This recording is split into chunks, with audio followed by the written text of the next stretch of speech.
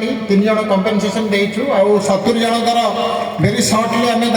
कंपेनसेसन देवु। मोर प्रथम ईश्वर पाखे ये प्रार्थना रहिबो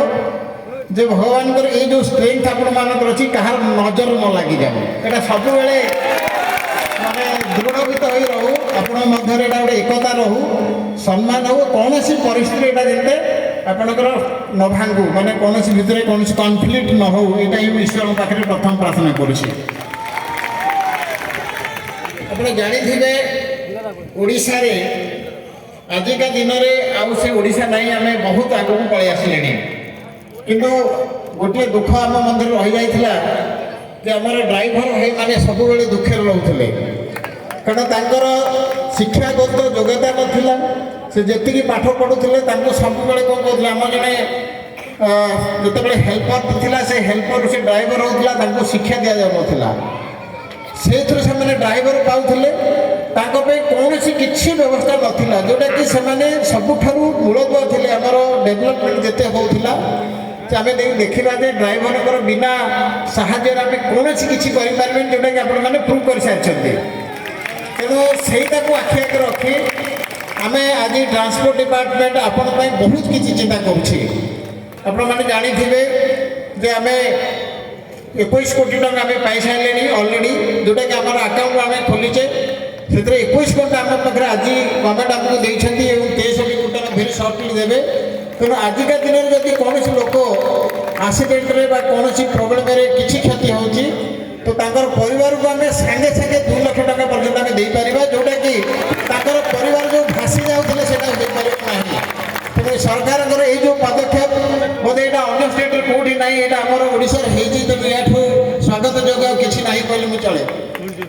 तेणु मुझे आउ कि कहूँ चाहूँगी आपण मैंने जानी प्रति वर्ष भारत में केते लोक मरुंट लास्ट ईयर भारत में खाली रोड एक्सीडेंट रे 1,67,000 लोकर डेथ हो ओडिशा रे 5,467 लोकर डेथ हो केवल रोड एक्सीडेंट रे। तेणु आपणकर आमर 11,200 पाखापाखि एक्सीडेंट होता 2023 मसीह 2022 मध्य से 10,000 पाखापाखि एक्सीडेंट होता जो थे कि आपणकर प्रति वर्ष 5,000 रु अधिक लोक 5,000 मन रखु 5,000 रु अधिक लोकंर रोड एक्सीडेंट डेथ हो पाखापाखि 9,000 रु 10,000 लोक आपणकर विभिन्न प्रकार माने कार गोड़ कटि जाऊँगी कहार परमानेंटली इनकापेबल होती कहार ब्रेन काम करूनी विभिन्न प्रकार आपणकर इंजुरी होती तो ये जो एक्सीडेंट होपणकर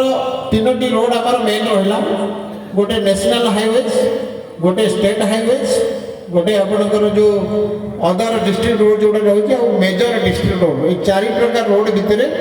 आम जब टोटाल देखा आमर ओडिशा रे पाखापाखि 27,000 रु 28,000 किलोमीटर है रास्ता तो से 5,200 किलोमीटर खंडे आमर हूँ नेशनल हाईवेज 4,700 पाखापाखि हूँ स्टेट हाईवेज एवं